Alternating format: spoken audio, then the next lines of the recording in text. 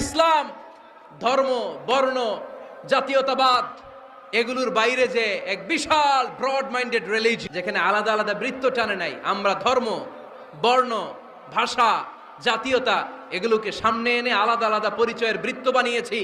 আমরা বানিয়েছি শ্বেতাঙ্গ আর কৃষ্ণাঙ্গের পার্থক্য। আমরা করেছি আরব অনারবের বিভাজন। আমরা করেছি ব্রাহ্মণ আর শূদ্রের জাত প্রথা। ইসলামে কোনো জাত প্রথা নাই, শ্বেতাঙ্গ কৃষ্ণাঙ্গের পার্থক্য নাই, প্রেসিডেন্ট কুলিওয়ালা ঠেলাওয়ালার কোনো পার্থক্য আল্লাহর সামনে নাই। চিল্লায় বলো ঠিক কিনা?